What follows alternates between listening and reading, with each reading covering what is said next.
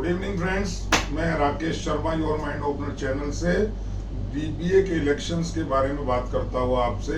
और आज इस सीरीज में हम बात कर रहे हैं डीबीए के इलेक्शन में सीनियर वाइस प्रेसिडेंट के पोस्ट पर जो कंटेस्ट कर रहे हैं श्री एडवोकेट सुरेंद्र चौहान जी।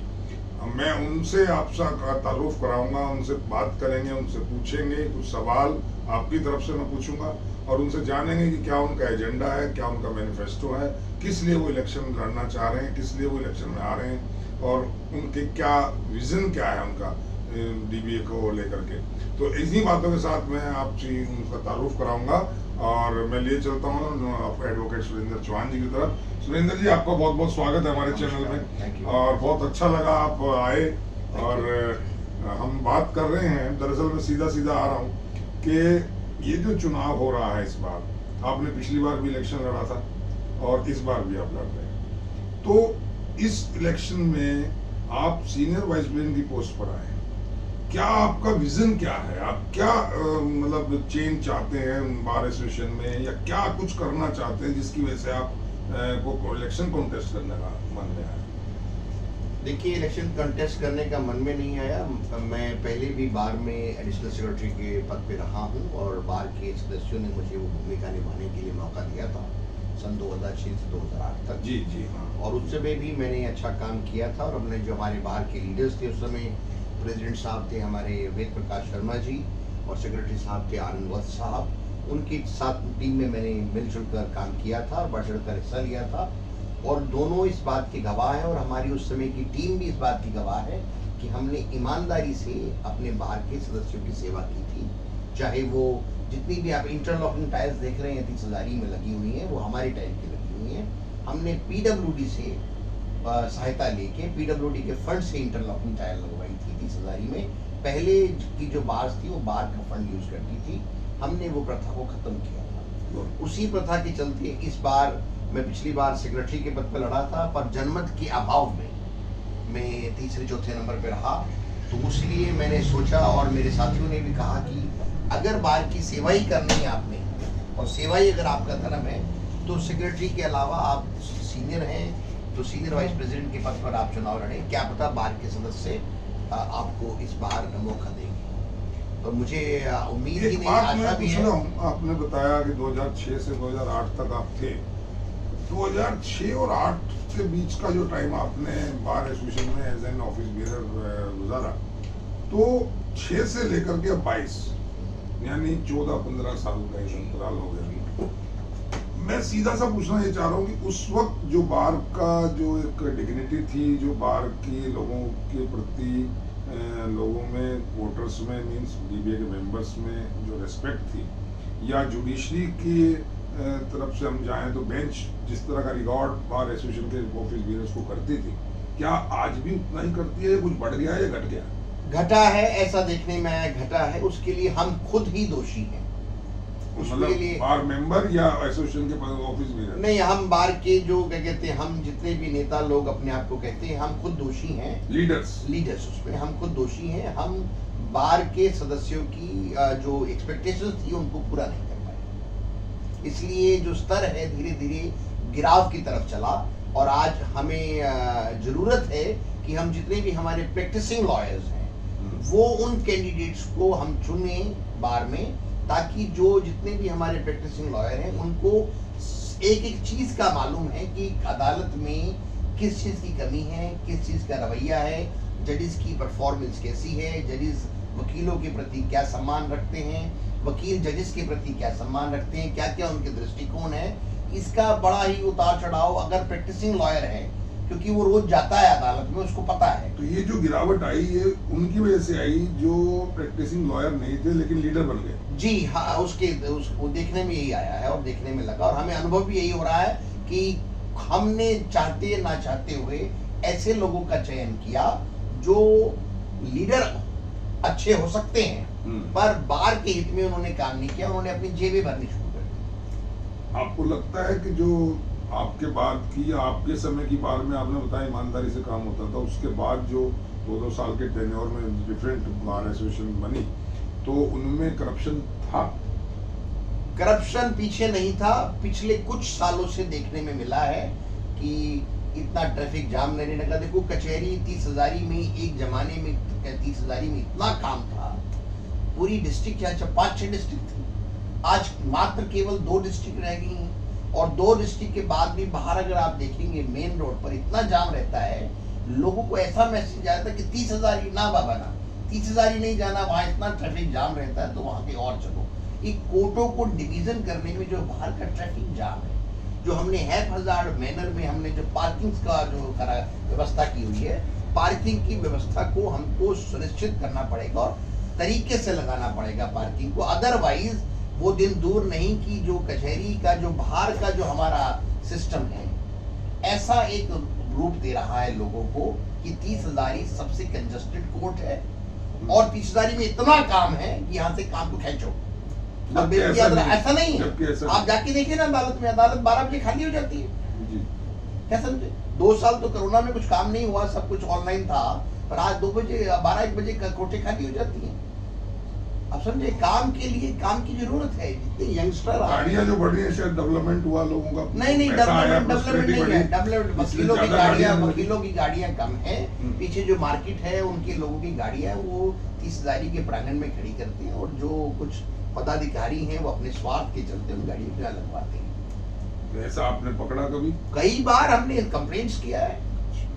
तो ये अगर आप आते हैं चुन करके, तो आप इस प्रॉब्लम से छुटकारा दिलाएंगे? हमें देखो एक ऑर्डर्स भी हैं, हाई कोर्ट के भी ऑर्डर्स हैं। सामने तिकोना पार्क है, यहाँ पहले पुलिस की फायरिंग रेंज होती थी, तिकोना पार्क खाली पड़ा हुआ है, साथ में कोर्ट और बन के आ रही है। जब कोर्ट बन के आ रही है, आप लोगों को पता है, चुने हुए नुमाइंदे हैं कि कोर्ट बन रही है, कोर्ट के प्रांगण में बन सकती थी, हमारे पास इनफ स्पेस है। पीछे आप देखिए तहसील बिल्डिंग के सामने पीछे पार्क में कॉर्नर में जहाँ एसडीएम बैठते थे, जहाँ हमारी आज 138 की कोर्ट है, वहाँ सरकारी फ्लैट टूटे पड़े हुए हैं, वहां बन सकती थी।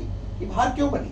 अब जब बाहर बन गई है कोई बात नहीं, आप सामने तिकोना पार्क है, तिकोना पार्क को लीजिए, गवर्नमेंट से एक्वायर कीजिए, पार्किंग बनाइए वहां पर, और आप 30,000 के प्रांगण में अंदर एक बसेस चलती हैं, बैटरी बसेस, बैटरी ऑपरेटेड, जैसे गोल्फ कार्ट होती है, एयरपोर्ट में कार्ट होती है, उन कार्ट्स को आप चला सकते हैं। 6 कार्ट लगाइए, 3 जाना 3 आना, और वकीलों के लिए आप फ्री उसमें मुहैया कराइए, पार्किंग वहां लगाइए, या कार्ट में बैठ के आइए, अपना काम करिए। तो ट्रैफिक की समस्या, ये प्लानिंग आपकी अभी है? अगर आप अगर मैं आता हूँ तो मैं इसको एग्जीक्यूट करूंगा, और मैं चाहूंगा जो भी, अगर मेरे को मौका मिला, बार में सदस्यों ने मौका दिया, तो मैं बार की टीम के साथ एक समन्वय बनाकर कोऑर्डिनेट करके हम जिला प्रशासन को और हाईकोर्ट प्रशासन को रिक्वेस्ट करेंगे कि इस क्रम में। सुरेंद्र जी, आपका एक बड़ा लंबा टेन्योर रहा है यहाँ बार में, आप बिल्कुल एक्टिव हैं, मैं भी देख रहा हूँ काफी दिन से आप एक्टिव रहते हैं। फिर भी वोटर ये जानना चाहता है कि आपने इतने लंबे समय में वेलफेयर के लिए, एडवोकेट्स के वेलफेयर के लिए एट लार्ज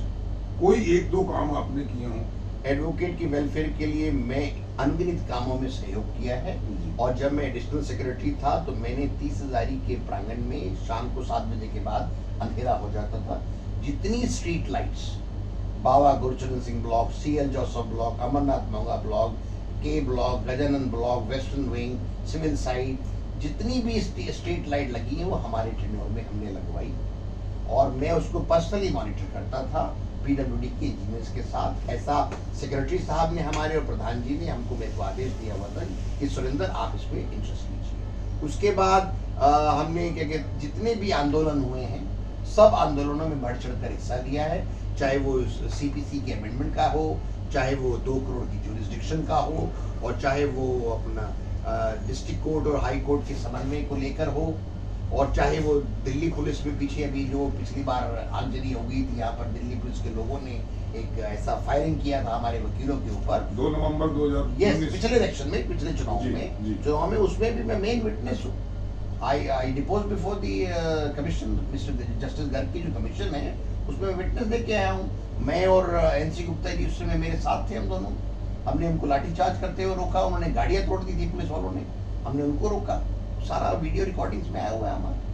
तो वकीलों की एक आरोप लगता है, आपने नाम लिया पिछले प्रेसिडेंट साहब का, एक आरोप लगता है कि जो प्रेसिडेंट बार है या इससे पहली बार है वो बहुत ज्यादा करप्शन में डूबे हुए हैं। आपको क्या लगता है ये सब मैं इस पर ज्यादा आपको एजेंट सुरेंद्र चौहान को क्या लगता है? मैं ज्यादा इस पर छींटाकशी नहीं करूंगा, और ज्यादा ही मैं इस पर कोई टिप्पणी नहीं करूंगा। देखो, भ्रष्टाचार चरम सीमा पर है, उसको हमको दूर करना पड़ेगा। ये रगों में चला गया है, जड़ों में घुस गया है, इसको सफाई करने की बहुत जरूरत है। नहीं, लेकिन वोटर तो बेचारा ये सोचता है, इतनी लुभावनी बातें की जाती हैं, आप भी कैंडिडेट हैं और भी लगभग 100 के मैंने कभी मेंबर्स को लुभावन नहीं किया। मैं कह रहा हूँ 100 मैं तो कहता हूँ भाई, आप सारे मेंबर आदरणीय मेंबर्स हैं, आप उनको चुने जो प्रैक्टिसिंग लॉयर हैं, जो आपको कोर्ट में दिखते हैं रोज। लेकिन ऐसे बहुत से वोटर्स हैं जो यहाँ प्रैक्टिस भी नहीं करते हैं, जो लॉ फर्म्स में काम कर रहे हैं या डिफरेंट और दूसरी जगह देखो, पे काम कर रहे हैं, वकालत वोटर वो हैं। वकालत के पेशे में ऐसा नहीं है कि जो वकील नहीं है उसका पता नहीं लगेगा। जो वकालत कर रहे हैं मेंबर सब जानते हैं, लेकिन क्या सब कुछ दिखता है। जो प्रैक्टिसिंग है उनमें भी कुछ लोग ऐसे हैं जो केवल इलेक्शन के टाइम में बरसाती मेंढक की तरह आते हैं। मैं और उस भी देख रहे हैं, मैं भी देख रहा हूँ, उस पर कोई बहुत सारे लुभावने वायदे करते हैं, बहुत सारे झूठी सच्ची बातें करते हैं और वायदे करते हैं कि हम ये कर देंगे, वो कर देंगे। मैं उस पर कोई और कुछ तो ऐसे भी हैं जिन्होंने पिछले लॉकडाउन के टाइम में, जो विपत्ति का टाइम था, न केवल वकीलों पे पूरे देश में विपत्ति थी, संसार में विपत्ति थी, और सबसे ज्यादा इफेक्टिव उसमें हुआ है हमारा वकील। और हुआ नहीं उस समय भी, जो कोरोना काल में भी मैंने जो हमारे बार काउंसिल के नुमाइंदे थे, हमारे जो चेयरमैन रहे, उनको भी मैंने कहा भाई जो ये आप यहाँ पर 30,000 के प्रांगण में जो लाइन लगाकर राशन देने की बात कर रही है, ये गलत है। आप अगर देना ही चाहते हैं तो या डायरेक्ट ट्रांसफर करें उनके अकाउंट में फंड्स को, या आप घर घर में राशन पहुंचाएं। मैंने राजीव खोसला जी से भी बात किया, मैंने मुरारी तिवारी जी से भी बात किया, मैंने अजिंदर सागवान जी से भी बात किया, मैंने संजय राठी जी से भी बात किया। ऐसा नहीं है, जो हमको गलत लगा, वकील की एक अस्मिता है, वकील की एक रिस्पेक्ट है, एक डिग्निटी है, हम उससे डिग्निटी से नीचे नहीं जा सकते, समझे ना। एक शेर की तरह काम करते हैं, शेर मांस ही खाएगा ना, तो जब शेर की तरह काम करना है। यहाँ जो शेर है, हाँ, यहाँ जो इलेक्शन में शेर उतरे हैं बहुत सारे, वो मांस नहीं खा रहे हैं, वो वोटर्स का बाद में मांस नोच रहे हैं। नहीं, ऐसा खाने की उनकी हिम्मत नहीं है। मैं उस बात से सहमत नहीं हूँ। ऐसा किसी लीडर ने किसी भी मेंबर्स का, किसी भी वोटर का मांस नहीं नोचा। ये मैं आपकी इस टिप्पणी से बिल्कुल भी असहमत। सर मैं बता देता हूँ, यहाँ अगर आज आप अपना चैम्बर ट्रांसफर करवाना चाहें, किसी को देना चाहें, चैम्बर के ट्रांसफर की एक मजबूत फीस है जो अनजस्टिफाइड है। एक मिनट, हाँ। दूसरी बात, यहाँ लोग सीटों के लिए धक्के खा रहे हैं, यहाँ लोग और बहुत सी बातें, मैं जो प्रेसिडेंट के कैंडिडेट हैं, जो सेक्रेटरी कैंडिडेट हैं, उनसे उनको डिस्कस करूंगा, चैम्बर्स को लेकर के, सीटों के अलॉटमेंट को लेकर के, इवन जो चैम्बर समस्या नहीं, करप्शन है। जितने हॉकर्स हैं, जितने यहाँ एक तरह से बाजार लगा हुआ पूरा 30 जारी में, मतलब जितने यहाँ हैं, शायद किसी बार में, दिल्ली की बार में इस तरह का। देखिए दिल्ली, ये हम सबको गर्व महसूस करना चाहिए कि 30,000 मदर बार सबसे बड़ी बार है, और 30,000 सबसे प्राचीन बार भी है। और समझे इसको, हमारा 125 साल का इतिहास है। वो सारी बातें ठीक है, वो सारी बात। चलो हम अपने सिलेक्शन के मुद्दे पर आते हैं। मैं जानना ये चाहता हूँ कि आपने अपने काम बताया, आपने बढ़ चढ़ के काम किया, ये किया, लेकिन आपकी पोस्ट पे लगभग 9 या 10 लोग हैं इसी पोस्ट पे। अब वोटर के सामने एक समस्या आती है, वो आपको भी जानता है, वो एक्स को भी जानता है, वाई को भी जानता है, जेड को भी जानता है। कुछ लोग ऐसे जो सारे 10 के 10 को तो नहीं, पर 9 को 8 को जानते हो। अब उनको कंपैरिजन करना है कि वो सुरेंद्र चौहान जी को वोट करें या वो XYZ किसी को भी करें। तो सुरेंद्र जी के तरफ से उनको एक अपील जाती हुई, मुझे वोट करें। एज एन वोटर मैं पूछ रहा हूँ, मैं आप ही को क्यों वोट दूं? मैं XYZ ABCD उनको क्यों ना? मेरी सभी सदस्यों को, माननीय सदस्यों को दरख्वास्त है और अपील भी है कि मुझे इसलिए वोट करें कि मैं उनमें से एक हूँ। दूसरा, मैं काम करना चाहता हूँ। और तीसरा, आप लोगों ने सबने मेरा काम देखा है। जब मैं एडिशनल सेक्रेटरी रहा और एडिशनल सेक्रेटरी नहीं भी रहा, मैंने हर DBA के कार्यक्रम में बढ़ चढ़ कर हिस्सा लिया है, चाहे वो किसी तरह का भी आंदोलन रहा हो। जो वकीलों की हित की बात करेगा, मैं उसके साथ हूं और वकीलों के लिए 24 घंटे में तैयार हूं। क्या बेंच और बार के जो रिलेशन है, जो आपकी ऑब्जर्वेशन है, वो आज की डेट में सेटिस्फैक्टरी है? वो रिलेशन में थोड़ी सी गिरावट आई है, और उस गिरावट के लिए हम ही खुद दोषी हैं उसके लिए। और मैं इसके लिए फिर अपने बार के मेंबरान से अपील करना चाहूंगा कि इस बार मौका है क्योंकि हम एक बड़े ही ऐसे मोड़ से गुजर रहे हैं जहां पर कभी कभी टफ डिसीजन लेने पड़ते हैं और लोगों को आज की डेट में जरूरत है काम की, अदालत में आधुनिक उपकरण की, इंटरनेट की। जितने भी यंगस्टर्स हमारे साथ में आ रहे हैं उनको चैम्बर्स की, उनको सिटिंग की, उनके लिए कॉन्फ्रेंस हॉल की, उनके लिए पैराफर्नेलिया पूरा होना चाहिए ताकि उनको कोर्ट में आकर काम करने में मजा आए। लेकिन एक आरोप ये लगता है सुरेंद्र जी कि जो बार में जो एसोसिएशन में जो ऑफिस बीरर बन जाते हैं वो बजाय इसके कि अपने मेंबर्स की बात, अपनी उनकी प्रॉब्लम को जुडिशरी से, बेंच से शेयर करके और उसको सॉल्यूशन की तरफ ले जाएं, वो नहीं करते हैं। वो जाकर के जुडिशरी के लोगों से, मैं साफ साफ कहूं तो बटरिंग शुरू कर देते हैं या उनकी चापलूसी और उनका स्वार्थ काम करने लगता है। एक लाइजनिंग वो कोशिश करते हैं हो जाए, और एक तरफ तो वो जुडिशरी को करप्ट करने की कोशिश करते हैं, दूसरी तरफ वो अपने मेंबर्स के साथ भी कहीं ना कहीं चीटिंग करते हैं और इस डिग्निटी को कम करते हैं जो एडवोकेट्स की ऐसा देखने में नहीं मिला। पर अगर आपकी ऐसे कोई सवाल है तो यहाँ वोटर की धारणा है। नहीं, अगर ऐसा नहीं है, ना ही मेरे संज्ञान में कभी कभी मेंबर्स ने कहा ऐसा, पर फिर भी उसके लिए हम अपने आप को दोषी मानना पड़ेगा हमको कि बुरा जो देखन मैं चला बुरा ना मिले कोई। जो दिन हो जा अपना तो मुझसे बुरा ना, पॉलिटिशियन की तरफ मैं उसकी बात नहीं, मैं डिप्लोमेट की बात कर रहा हूं, सच्चाई बताना चाह रहा हूं। आप सुनिए मेरी बात को, आप एक मिनट दीजिए, मेरे को सुनिए, आप सुनिए एक मिनट, मेंबर एक मिनट दीजिए, पहले मेरा मैं आपका सवाल सुना, फिर जवाब एक मिनट सुनिए। एक बात को आप अच्छी तरह मानिए कि जब आपका चयन वकीलों से हटकर जो नॉन प्रैक्टिसिंग लॉयर हैं, जब उनको आप लीडर ऑन बनाएंगे, जब उनको आप पावर देंगे, सत्ता देंगे, तो ऐसे आपको काम देखने को मिलेंगे, क्रियान्वित करने को देखने को मिलेंगे। जब आप प्रैक्टिसिंग लॉयर्स को जो रोज कोर्ट में बहस करता है, अपने क्लाइंट को बचाता है, मुवक्किल को बचाता है, तो वो वकीलों के लिए जब जज से बात करेगा तो आंख में आंख डालकर बात करेगा, क्योंकि उसको कानून का भी पता है और उसे पता है कि जजेस हमारे कस्टोडियन है। बिल्कुल, लेकिन होता क्या है, आज अगर कोई इन्वेस्टर कोई भी वकील के साथ मिसबिहेव होता है कोर्ट के अंदर बाय द जजेस, by the magistrate, bye anyone, और वो आगे बार में कंप्लेन करता है, सर मेरे साथ ऐसा हुआ, तो इंस्टीड ऑफ उसका पक्ष लेने के या तो उसे कहा जाता है अभी ठीक है हम देख लेंगे, या वहां जाके कहा जाता है हम थोड़ा सा आपकी बात मान गया, सहमत कर देंगे और आप तो हमारे हैं और बस उससे सहमत हूँ। पहले ऐसा नहीं होता था, अब है ना, अब देखने में आया है, क्योंकि वो आजकल एक नया ना वो चल गया है, क्रम चल गया है, वो हमारे में भी नहीं है, वो जजेस में भी है। ऑनरेबल जजेस भी आजकल, पहले क्या होता था, मैंने पिछले 24 साल की मेरी स्टैंडिंग है बार में, पहले हम जब नए आए थे तो हमको सुनने में आता था कि हाई कोर्ट ने और डिस्ट्रिक्ट कोर्ट ने सबऑर्डिनेट जुडिशरी पे या और जुडिशरी, लोअर जुडिशरी पर स्ट्रिक्चर पास करे।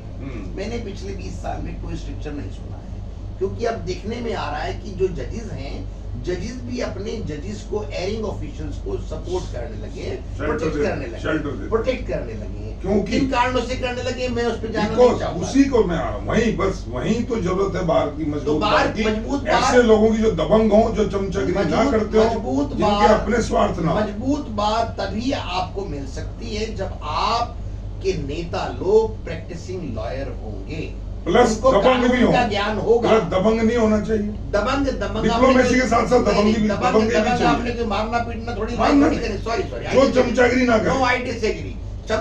देखो चमचागिरी, रिस्पेक्ट देना चमचागिरी नहीं है। ऑनरेबल जजेस मैं बताता हूँ, नहीं, ऑनरेबल कोर्ट है, ऑनरेबल जजेस है, रिस्पेक्ट देना चमचागिरी नहीं है। सुन लीजिए, अगर आप उसको चमचागिरी कहेंगे मैं आपकी बात नहीं सुन लीजिए सर, सुन लीजिए। रेस्पेक्ट में और बटरिंग में इतना जीना पर्दा होता है कि ना करने वाले को कई बार पता लगता और ना जिसकी की जा रही है उसको पता लगता। लेकिन वो रेस्पेक्ट कब चमचागिरी में, शर्मा जी छोटी बात नहीं मेरी आपकी छोटी सी बात, चमचागिरी में जब वो कन्वर्ट होती है, जब उस रेस्पेक्ट में अपना स्वार्थ भी आ जाता है। मैं जज साहब को जज साहब बोल रहा हूँ, मी लॉर्ड बोल रहा हूँ, योर ऑनर बोल रहा हूँ, सर करके बात कर रहा हूँ, ओबे कर रहा हूँ, उनको सब कुछ कर रहा हूँ।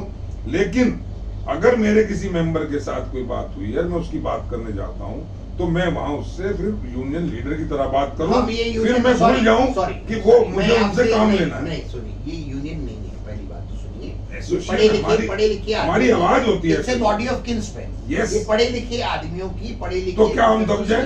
दबे नहीं, आप मजिस्ट्रेट धमकाते हैं यंगस्टर्स को। सर आपकी कलम में इतनी ताकत है, नहीं, आपकी कलम में इतनी ताकत है, उस ताकत को रिस्पेक्टफुल वे से आप जज से काम करा। जैसे मैं बताता हूं नया उदाहरण, अभी जैसे चलिए मैं इसको शॉर्ट जून करता की हूं। छुट्टियों के बाद हाँ। कोर्ट खुली, जी, बैरिकेडिंग हो गई थी।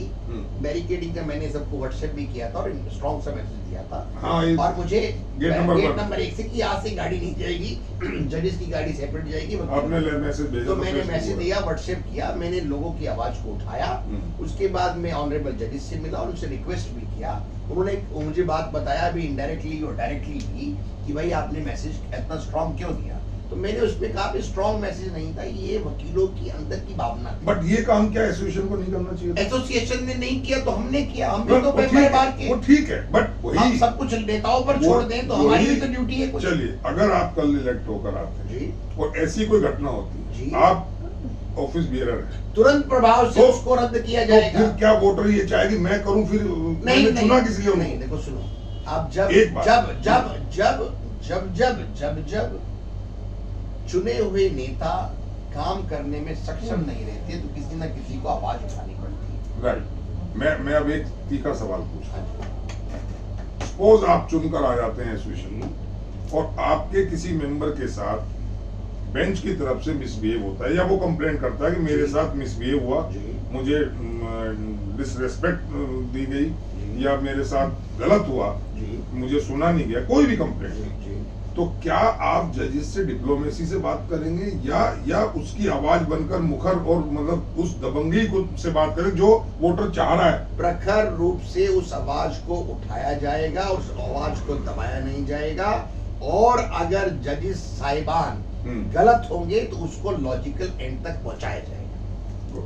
तो एक अपील आप अपने वोटर्स से, आपको वोटर सुन रहा है, बहुत देर से देख रहा है, कि आपको वो वोट अभी आपने बताया कि मुझे इसलिए दें, कोई एक अपील, एक लाइन की आप करना चाहते हैं, आप करिए। मैं अपने सभी साथियों से, सभी बहनों से दरख्वास्त करना चाहूंगा कि कृपया करके इस चुनाव में आपका मत बहुत इंपॉर्टेंट है।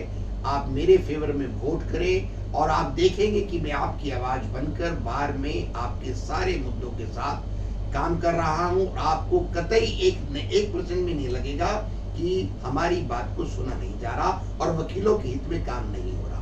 जिस दिन आपको लगा, आप मुझे बैंड पकड़ के नीचे उतार देना। धन्यवाद। ये थे एडवोकेट सुरेंद्र चौहान जी, सीनियर वाइस प्रेसिडेंट की पोस्ट पर कंटेस्ट कर रहे हैं दोस्तों। और मेरा मकसद आपकी आवाज को उठाना था, आपके सवालों को इन तक पहुंचाना था। इन्होंने जो भी जवाब दिए आप सबने सुने।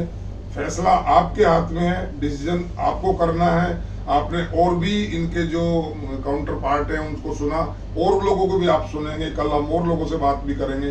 कंपैरिजन आपने करना है, अच्छे और बुरे का चयन आपने करना है। सभी लोग वेलफेयर की बात कर रहे हैं, लेकिन किसकी बात में कितनी सच्चाई है, किसकी बात में कितना दम है, और कौन रिलायबल है और कौन प्रैक्टिसिंग लॉयर है, ये आपने डिसाइड करना है, मुझे डिसाइड करना है। मैं भी वोटर हूँ, आप भी वोटर हैं। और दोस्तों, कोशिश हमारी ये है, इस चैनल की भी, योर माइंड ओपनर चैनल की भी कोशिश यही है कि किसी भी तरीके से अच्छी टीम आए, अच्छे लोगों की टीम आए, जो चमचागिरी ना करे, जो लोगों का काम करे, जो अपने स्वार्थों को थोड़ा हटा दे, और जो public at large means advocates and large, उसका जो स्वार्थ है, उसके जो हित है, उसके लिए काम करे।